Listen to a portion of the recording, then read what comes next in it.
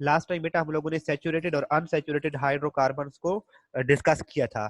Saturated hydrocarbon में हमने कहा था बेटे कि ये ऐसे हाइड्रोकार्बन होते हैं, यानी कि ऐसे हाइड्रोकार्बन जिनमें कार्बन की सारी वैलेंसीज सिर्फ सिंगल बॉन्ड के साथ सेटिस्फाई हो, उन्हें कहते हैं saturated hydrocarbons.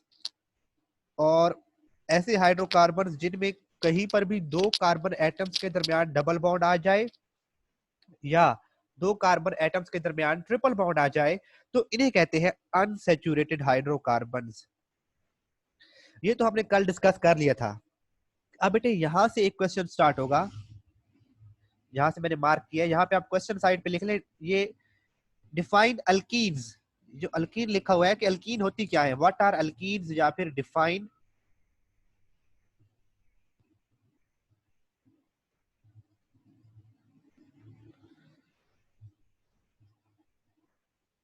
What are alkenes, define alkenes.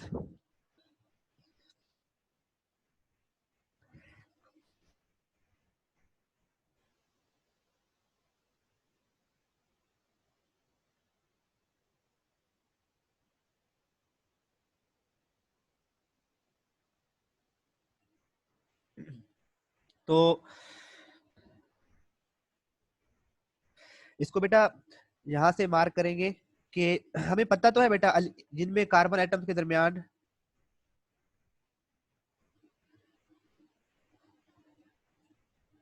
double bond, or the compounds in which two carbon atoms are linked by a double bond are called alkenes. For example, ethene and propene. And these compounds have general formula CnH2n and their functional group कौन सा है बेटे, carbon, double bond carbon और मजीद दो bond इसके carbon के साथ किसी भी और एटम के साथ, हाइड्रोजन या दूसरे कार्बन के साथ हो सकते हैं। तो ये जो आपके सामने बेटा 2.5 लाइंस मार्क की हुई है, ये इस क्वेश्चन का आंसर आ जाएगा कि व्हाट आर अल्कीन्स। तो ऐसे अनसैचुरेटेड हाइड्रोकार्बन्स जिनमें कार्बन कार्बन के दरमियान डबल बॉन्ड होगा, उन्हें कहेंगे अल्कीन्स। हमने कहा कि जो बेटा अनसैचुरेटेड हाइड्रोकार्बन्स हैं, उनमें दो पॉसिबिलिटीज हैं। Either unsaturated hydrocarbons will have,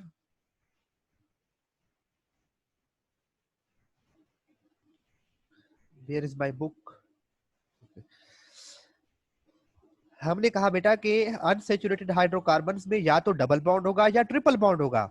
तो अगर तो डबल बॉन्ड वाले अनसैचुरेटेड हाइड्रोकार्बन्स हैं तो उन्हें कहते हैं alkene. The compound in which two carbon atoms are linked by a double bond are called alkenes. For example ethene and propene, and these compounds have general formula CnH2n and their functional group is C double bond C।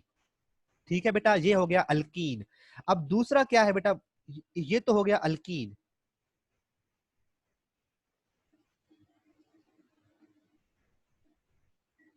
तो ये वाला क्या होगा बेटे, जिनमें दो कोई से भी दो कार्बन एटम्स के दरमियान ट्रिपल बॉन्ड आएगा, तो इन्हें कहते हैं अल्काइंस। और इसकी डेफिनेशन नेक्स्ट पेज पे हमको मिलेगी, उसको बार करते हैं। ये बेटा मैं रेज कर रहा हूं अभी।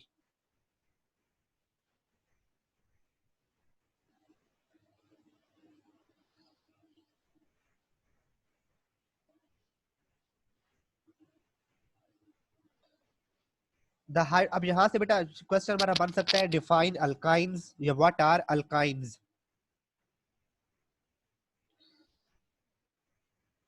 बेटा अभी तक हमजा उसका कुछ कंफर्म नहीं हुआ बेटे, स्कूल जाएंगे तो पता चलेगा। आप लोग जो हमारे पढ़ने वाले बच्चे हैं उनको दुआ करनी चाहिए कि स्मार्ट सिलेबस वाली बात ना हो, फुल सिलेबस होना चाहिए।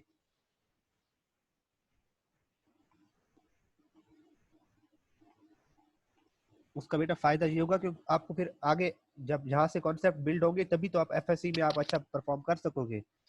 Define alkynes. तो बेटा the hydrocarbons in which two carbon atoms are linked by a triple bond are called alkynes. तो ऐसे हाइड्रोकार्बन्स जिनमें कोई से भी दो कार्बन एटम्स के दरमियान ट्रिपल बॉन्ड आ जाएगा, उन्हें कहते हैं alkynes. For example ethyne and propyne, they have general formula CnH2n-2। अब अल्काइंस का जनरल फार्मूला ये है and their functional group is C triple bond C। तो ये बेटा हो गया अल्कीन और अल्काइन की डेफिनेशंस। यहां तक बेटे क्लियर है आप लोगों को? एक कोई न्यू बच्चा भी था क्लास में, मैं उसको जरा देख लूं कौन है वो। मोमिना बेटे आप वाले क्लास में कभी नजर नहीं आई, समझ आइए बेटा इसकी जो हमने आज पढ़ा है।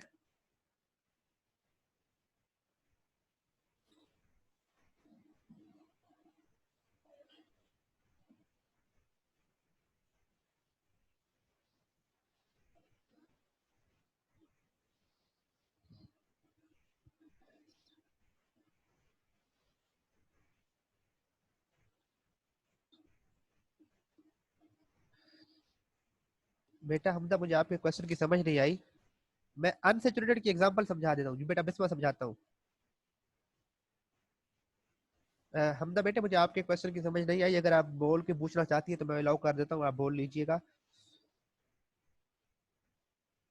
बेटा ये फिर उसी बात, हाँ आप ये पूछना चाह रहे हैं कि सर क्या ये स्ट्रक्चर लिखने हैं या नहीं लिखने, तो बेटा ये फिर उसी बात पे आ जाएगा।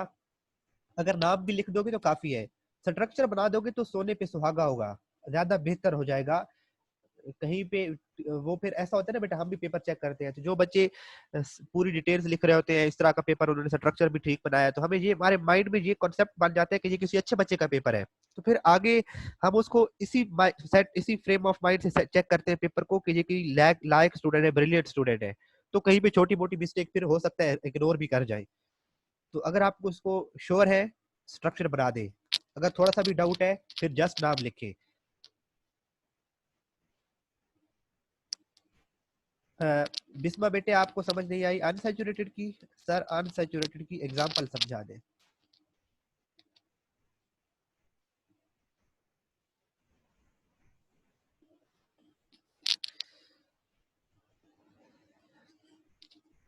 देखिए ना बिस्मा, जो सैचुरेटेड का मतलब होता है ना यानी कि हमने अपना फुल पेट भर के खाना खा लिया, हमने सैर होके खाना खाया तो हम सैचुरेटेड हो गए हैं। और अगर हमने अपना पेट भर के खाना नहीं खाया, हमारी आधी भूख बाकी है, तो हम क्या हुए अभी तक अनसैचुरेटेड है। ऐसे ही एक और एग्जांपल देखें सैचुरेटेड और अनसैचुरेटेड सॉल्यूशन की। तो सैचुरेटेड सॉल्यूशन वो थे जिनके अंदर maximum amount of solute dissolve हो जाता है, उन्हें कहा था हमने 9th क्लास में सैचुरेटेड सॉल्यूशंस। और अनसैचुरेटेड सॉल्यूशंस वो होते हैं जिनमें मजीद सॉल्यूट को डिसॉल्व करने की एबिलिटी होती है। ऐसे ही बेटा इन हाइड्रोकार्बन्स के अंदर भी अगर कार्बन के सारे बॉन्ड सिंगल बॉन्ड के साथ सेटिस्फाई हो चुके हो, कार्बन सब एटम्स के साथ सिंगल बॉन्ड बना रहा हो, तो उन्हें हमने कहा है सैचुरेटेड, यानी कि इसके अंदर मजीद किसी बॉन्ड की पॉसिबिलिटी नहीं है।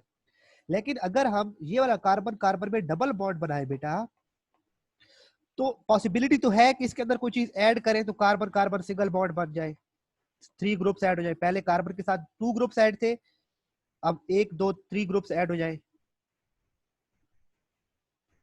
तो ये जो डबल बॉन्ड है इसकी वजह से, या फिर अगर कार्बन कार्बन में ट्रिपल बॉन्ड आ जाए, इसकी वजह से हम इन्हें कहते हैं अनसैचुरेटेड।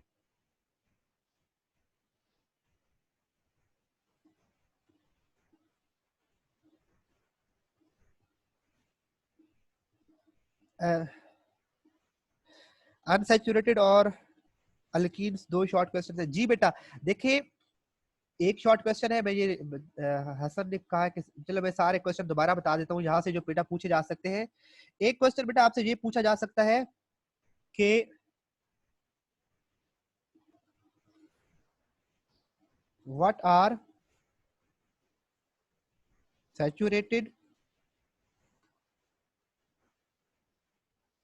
हाइड्रोकार्बन्स। एक तो बेटा आपसे सैचुरेटेड हाइड्रोकार्बन्स के बारे में पूछा जा सकता है। दूसरा आपसे पूछा जा सकता है अनसैचुरेटेड हाइड्रोकार्बन्स। तीसरा आपसे पूछा जा सकता है बेटा डिफरेंशिएट बिटवीन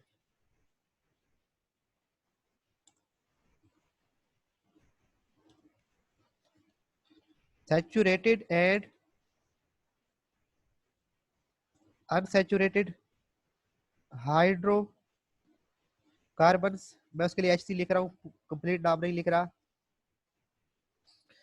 और नेक्स्ट आ सकता है यहां से इथीन और सॉरी अल्कीन, अल्कीन्स की डेफिनेशन।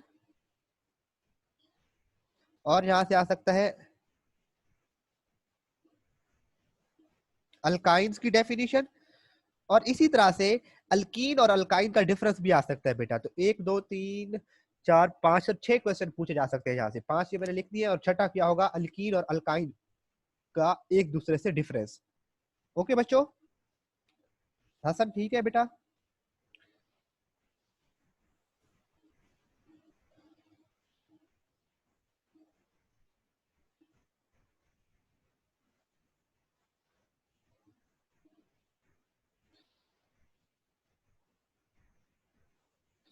जी बेटा, अल्केन भी है सैचुरेटेड में, उसकी भी डेफिनेशन आ सकती है। सैचुरेटेड के अंदर अल्केन की डेफिनेशन भी हमने पढ़ी थी, तो डिफाइन अल्केन भी आ सकता है बेटा। चलिए मैं अब नेक्स्ट मूव कर रहा हूँ, इसको रेस कर रहा हूँ बेटा मैं।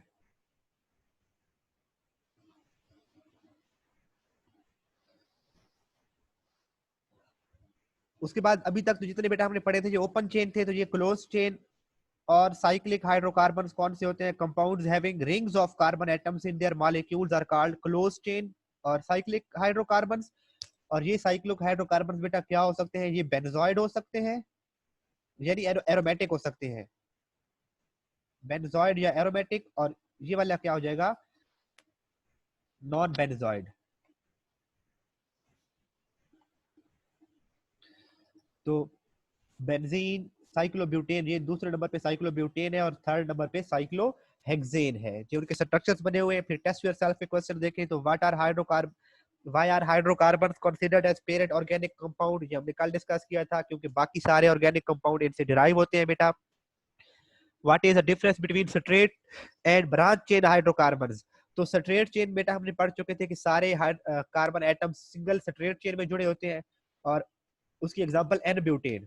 और ब्रांच चेन हाइड्रोकार्बन ऐसे हाइड्रोकार्बन है जिनमें स्ट्रेट चेन के साथ ब्रांच अटैच होती है, जैसे आइसोब्यूटेन। और उसके बाद give the general formula of saturated and unsaturated hydrocarbons. तो सैचुरेटेड हाइड्रोकार्बन्स कौन से होते हैं बेटा? अल्केन। और अनसैचुरेटेड हाइड्रोकार्बन कौन से होते हैं? Alkyne and alkyne. तो इनके जो जनरल फार्मूलाज हैं हम अभी ऊपर पढ़ के आए हैं बेटा। CnH2n +2, अल्कीन का CnH2n और अल्काइन का CnH2n -2। तो नेक्स्ट है बेटा, define unsaturated hydrocarbons with example. तो अनसैचुरेटेड हाइड्रोकार्बन्स को हम डिफाइन करेंगे और उसकी एग्जांपल्स देंगे, अभी हमने पीछे इसको मार्क किया हुआ है। तो यहाँ तक बेटे हमारा टॉपिक्स क्लियर है। मैं आगे नेक्स्ट मूव कर रहा हूँ बेटा।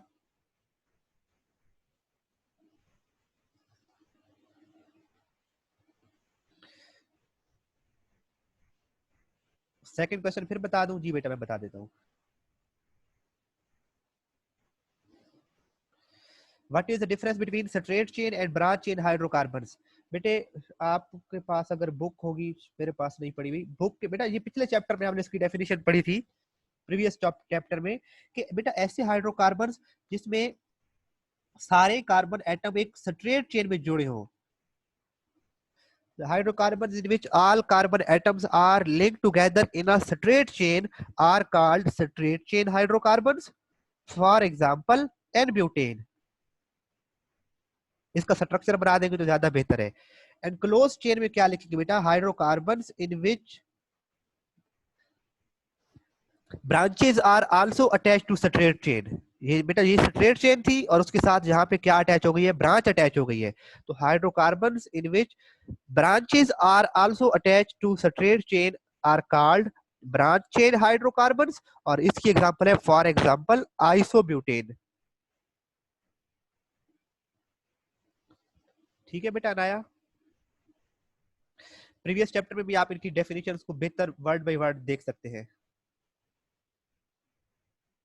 चलिए गुड हो गया, समझ आ गई। उसके बाद बेटा अल्केन्स, शॉर्ट क्वेश्चन लिखे, why alkanes are called paraffins. Very important short question है बेटा, आई थिंक मैंने पहले भी कहीं पे लिखवाया था यही क्वेश्चन। आज तो 33 बच्चे हो गए हैं, पहले तुम्हारे पास 20 बच्चे होते हैं। मुझे लग रहा था कि बच्चे कम होते जाएंगे। Why alkanes are called paraffins.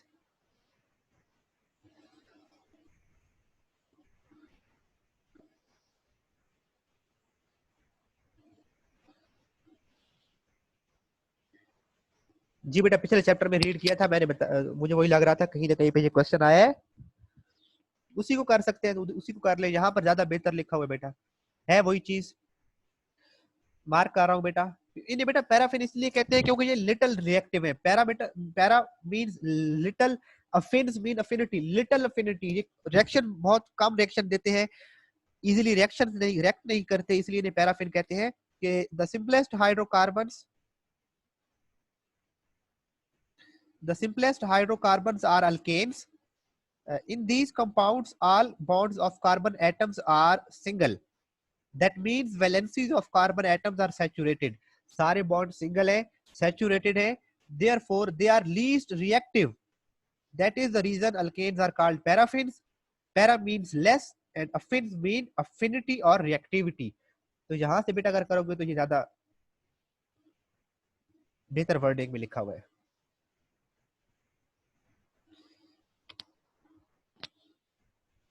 उसके बाद ये बेटा क्वेश्चन हो जाएगा, क्वेश्चन का आंसर, इन्हें क्यों कहते हैं पैराफिन्स, क्योंकि ये लिटिल रिएक्टिव है। इनकी अगर अल्कीन की बात करें ना बेटा, डबल बॉन्ड वाले अल्कीन जो होते हैं, इसके साथ हाइड्रोजन ऐड है दो, सपोज इसके साथ अगर हम Br2 का रिएक्शन करवाते हैं बेटा, तो ये फौरन आसानी से ये हो जाता है, सिंगल बॉन्ड में कन्वर्ट हो जाता है, ऊपर H, इधर भी H, इधर H, इधर भी H, और तीसरा सा एक ब्रोमीन यहाँ पे लग जाता है और एक ब्रोमीन यहाँ पे लग जाता है। यानी कि वो जो डबल बॉन्ड था तो उसने आसानी से कोई ना कोई एडिशन रिएक्शन दे दी है, उसके अंदर ब्रोमीन ऐड हो गई है। लेकिन अगर हम बात करें अल्केन्स की, जिनमें ऑलरेडी सिंगल बॉन्ड है, तो वो एडिशन रिएक्शंस नहीं देते, सारे के सारे कार्बन के जो बॉन्ड है वो सिंगल वैलेंसीज के थ्रू सेटिस्फाइड है, इसीलिए इन्हें कहते हैं लेस रिएक्टिव, यानी कि पैराफिन्स। उसके बाद नेक्स्ट पैराग्राफ को बेटा मैं नीचे वाले को जस्ट रीडिंग वाला है, मैं रीड कर देता हूं, अगर एमसीक्यू आएगा तो उसको मार्क करेंगे। Alkanes, alkanes form a homologous series of compounds in which each successive member of the series differs by a CH2 group।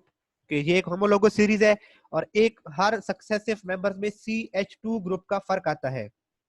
इस बात का आप लोगों को ऑलरेडी पता होगा, CH2 ग्रुप वाली बात में पहले भी समझाया था बेटा आप लोगों को, जब हमने homologous सीरीज पढ़ी थी। मैं एक बार फिर इनकी फार्मूला से लिख देता हूँ। पहला है CH4, नेक्स्ट है C2H6, नेक्स्ट है C3H8, नेक्स्ट है C4H10। तो देखिए इन दोनों में भी एक कार्बन और दो हाइड्रोजन का फर्क है।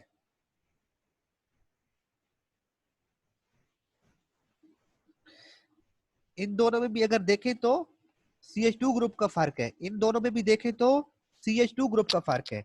तो इसे कहते हैं बेटा कि successive members of the series differ by CH2 group, but they have their similar structures and similar chemical properties. लेकिन इनके जो केमिकल प्रॉपर्टीज हैं वो सिमिलर होती हैं।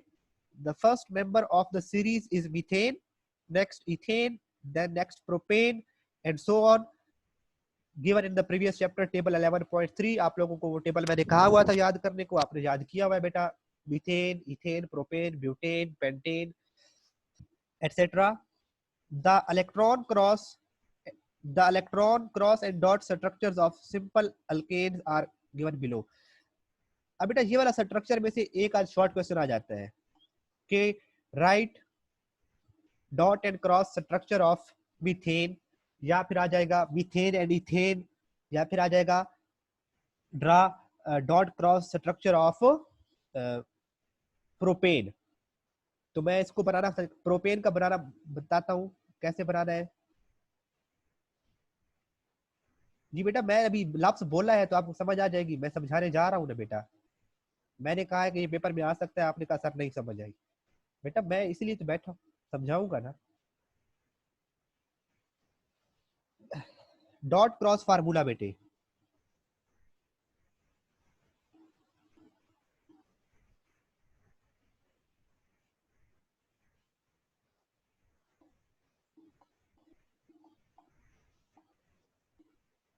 टाइप ऑफ फार्मूला हमने थर्ड चैप्टर के स्टार्ट में पढ़ा था, थर्ड चैप्टर के, हाँ, molecular formula, condense formula, structural formula and dot and cross formula. इसको बेटा लुईस फार्मूला भी कहते हैं, ये भी नाम याद रखेंगे, लुईस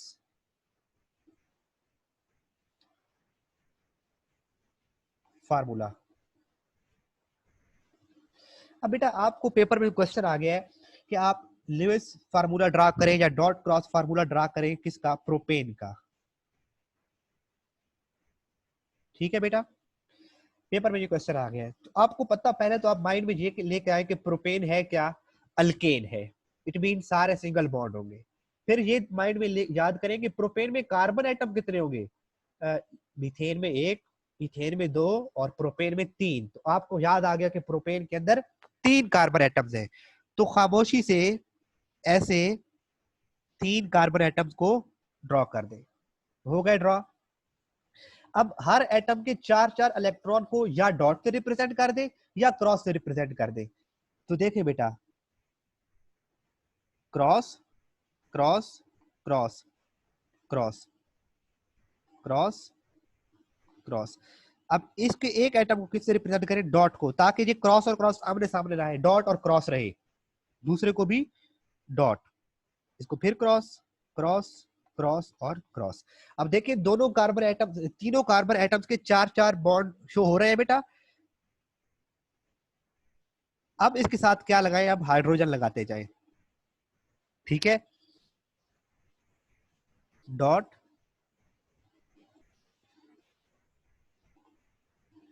और हाइड्रोजन, इसके साथ डॉट और हाइड्रोजन, इसके साथ डॉट और हाइड्रोजन।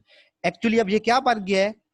एक बॉन्ड, दूसरा बॉन्ड और तीसरा बॉन्ड, और इसका ये चौथा बॉन्ड ऐसे बन रहा है। तो हम बॉन्ड नहीं बना रहे, हम जस्ट उसको डॉट और क्रॉस से रिप्रेजेंट कर रहे हैं। अब ये वाला अगर देखें कार्बन सेंटर वाला, तो उसके दो बॉन्ड तो बन चुके हैं, हमने इसके तीन बॉन्ड, ये कि दो बन चुके हैं और दो बनाने हैं बेटा। तो दो बॉन्ड किसके साथ आएंगे? इसके हाइड्रोजन के साथ। तो ये डॉट और हाइड्रोजन, इसके साथ डॉट और हाइड्रोजन। अब लास्ट कार्बन रह गया, तो ये हाइड्रोजन के साथ डॉट, हाइड्रोजन, डॉट और हाइड्रोजन।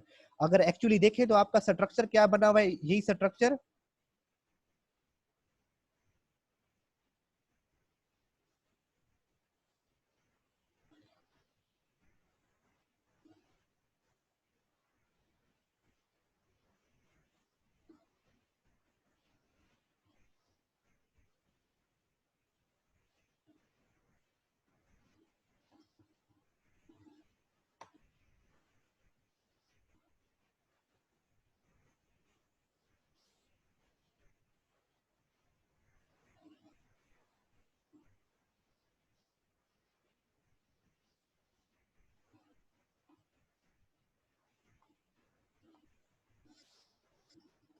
ये बेटा डॉट एंड क्रॉस, एक्चुअली ये स्ट्रक्चर कैसे होता है? ऐसे कंप्लीट बॉन्ड है, लेकिन हर बॉन्ड में हम हर बॉन्ड को हमने डॉट और किस से रिप्रेजेंट कर दिया है? क्रॉस से रिप्रेजेंट कर दिया है।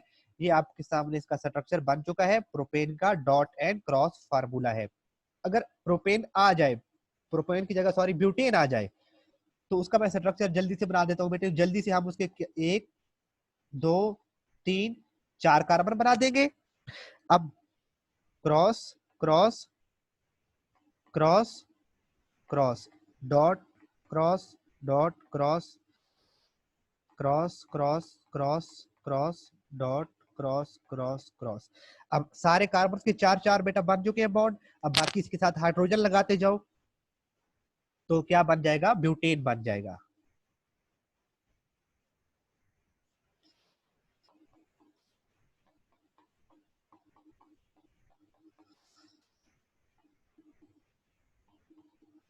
बेटा अब आप लोगों को समझ आई है किस तरह से डॉट एंड क्रॉस फार्मूलाज बनाना है? अगर किसी भी उसका आ जाए, तो ये डॉट एंड क्रॉस फार्मूला बन गया ब्यूटेन का।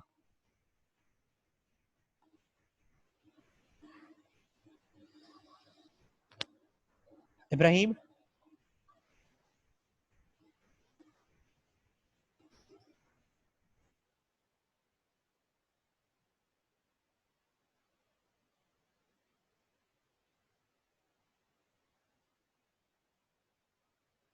बिल्कुल बेटा इब्राहिम ऐसे ही है। अब आपको जाहिर तो लग रहा है कि आपको समझ आई है। जब ड्रा करने बैठोगे तो मिस्टेक करोगे, और फिर जब उसको दोबारा ठीक करोगे तो वो पेपर में मिस्टेक आप नहीं करोगे। अब इसको प्रैक्टिस जरूर करना है बेटा।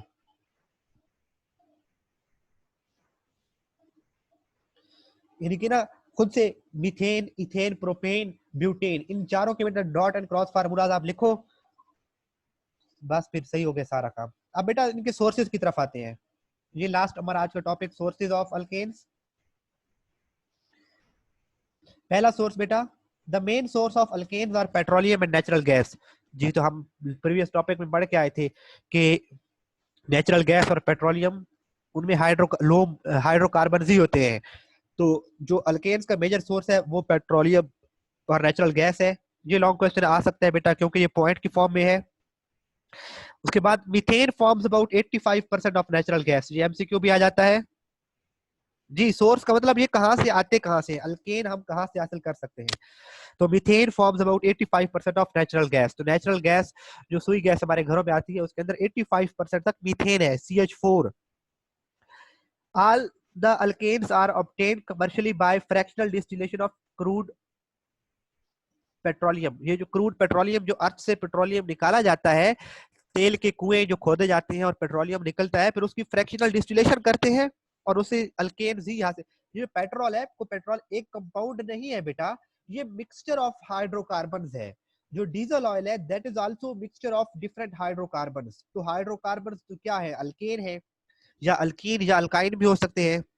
तो alkanes are obtain commercially by fractional distillation of crude petroleum. अगर क्रूड पेट्रोलियम की फ्रैक्शनल डिस्टिलेशन करें, अब फ्रैक्शनल डिस्टिलेशन आप लोगों को मैंने समझाया हुआ था बेटे, दोबारा बताता हूं कि किसी भी मिक्सचर के, अगर ये हमारे पास एक मिक्सचर है उसमें हमने A B C D 4 चीजें ऐड की हुई हैं, तो उनको बॉयल करेंगे और वो चारों चीजें अपने अपने बॉइलिंग पॉइंट की बेस पर अब अलग हो रही हैं, तो उसे कहते हैं फ्रैक्शनल डिस्टिलेशन। तो इसी तरह से जितने भी इसमें हाइड्रोकार्बन होंगे, वो अपने अपने बॉइलिंग पॉइंट आने पर, जब इसको हम हीट कर रहे हैं, तो वो अपने अपने बॉइलिंग पॉइंट पर अलग होते जाएंगे, उसे कहते हैं fractional distillation. Separation of components of mixture on the basis of their boiling points. उसके बाद है बेटा, Marsh gas is formed by bacterial decay of vegetable matter contains mostly methane. अब बेटा जो मार्शी एरियाज होते हैं, जहां पर पानी खड़ा रहता है, गंदा पानी खड़ा रहता है, या चावल की जो फसल उगती है, तो वहां पर भी पानी खड़ा रहता है। तो एक स्टे कर रहा है पानी, और उसके अंदर जो पत्ते वगैरह या बैक्टीरिया वगैरह, उनकी जो डिके का प्रोसेस हो रहा है, तो उस प्रोसेस में भी मीथेन गैस रिलीज होती है। तो मार्श गैस कहते हैं उसको।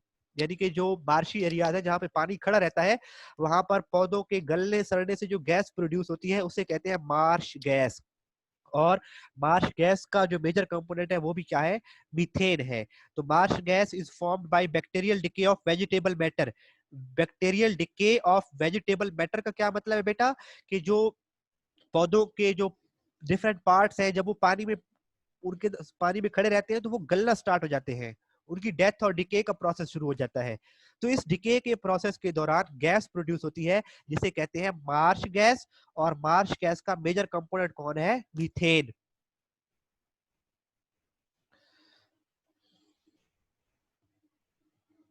सेकंड बेटा, मैं एक मिनट देखता हूँ बेटा, मैं बताता हूँ।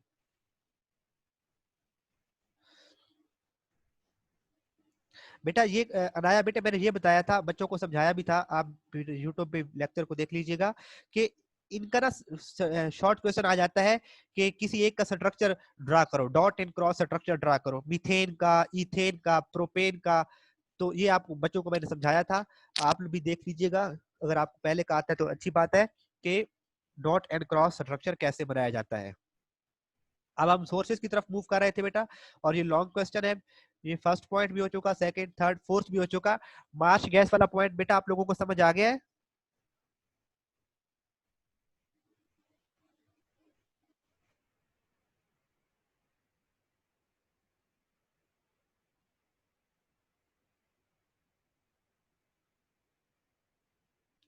जी बेटा, नेक्स्ट पॉइंट है बेटा, फिफ्थ है, fuel gases obtain from coal gas contain alkanes in small fractions.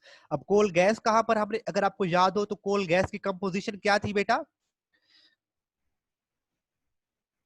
पिछले चैप्टर में हमने पढ़ा था कोल gas.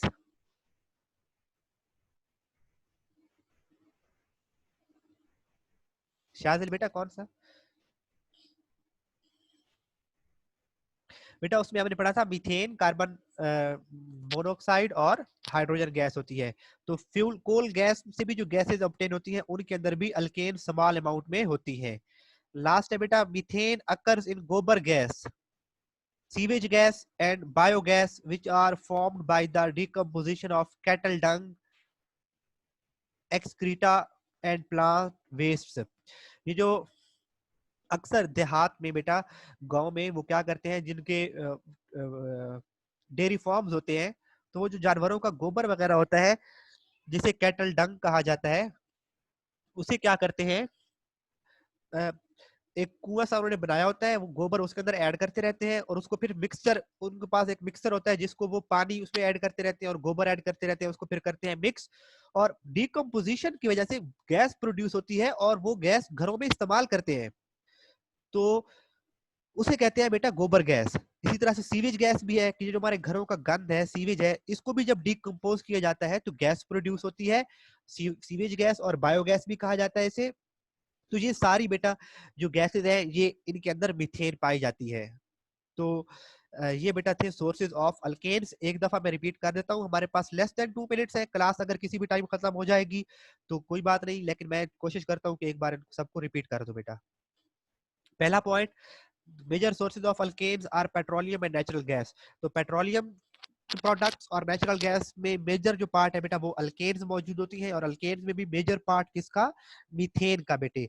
Methane forms 85% of natural gas. Very important MCQ. All the alkanes are obtained commercially by the fractional distillation of crude petroleum। Crude petroleum की जब बेटा fractional distillation करते हैं,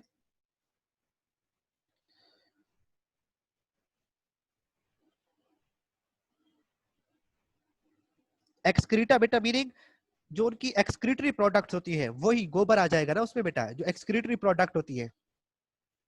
जी बेटा, अक्सर देहात में लोगों ने, जहां तक सुई गैस नहीं पहुंची हुई, उन्होंने 2-4 जानवर पाले हुए हैं और खुद ही जानवरों से वो दूध वगैरह वहां से हासिल कर रहे होते हैं, और गैस जो है वो खुद ही अपनी गैस प्रोड्यूस कर रहे हैं। गोबर और पानी को मिक्स करके जी बेटा वो गैस प्रोड्यूस होती है, डिकम्पोजिशन होने लग जाती है ना बेटा वहां पर। तो क्रूड पेट्रोलियम वो पेट्रोलियम है जो अर्थ से निकाला जाता है, उसकी जब बेटा फ्रैक्शनल डिस्टिलेशन करते हैं तो कमर्शियल लेवल पर अगर हमें अल्केन हासिल करनी है तो वो हासिल होती है बेटा वहां से। Marsh gas is formed by bacterial decay of vegetable matter contain mostly methane. Marsh gas बेटा जहां पर पानी खड़ा रहता है उन्हें कहते हैं मार्शी एरियाज, और उनमें एक कैरेक्टरिस्टिक स्मेल आती है उनकी। मार्शी एरिया जहाँ पे काफी ज्यादा टाइम तक पानी खड़ा रहे, तो वहां पर मौजूद जो पौधे होते हैं वो गलना शुरू हो जाते हैं, उनकी डेथ शुरू हो जाती है, तो उस डेथ के प्रोसेस में जो गैसेस प्रोड्यूस होती हैं उन्हें कहते हैं मार्श गैस, और मार्श गैस के अंदर मोस्टली मीथेन मौजूद होती है। उसके बाद बेटा fuel gases contain obtained from the coal gas contain alkanes। तो जो कोल गैस हमने पढ़ा था कि जब हम डिस्ट्रक्टिव डिस्टिलेशन करते हैं कोल की तो कोल गैस हासिल होता है एक, तो कोल गैस के अंदर भी स्मॉल अमाउंट ऑफ अल्केन्स मौजूद है। और लास्ट बेटा हमने कहा कि गोबर गैस, सीवेज गैस और बायोगैस के अंदर भी अल्केन्स मौजूद होती हैं। तो ये बेटा हमारा आज का टॉपिक था। इंशाल्लाह कल हम प्रिपरेशन ऑफ अल्केन्स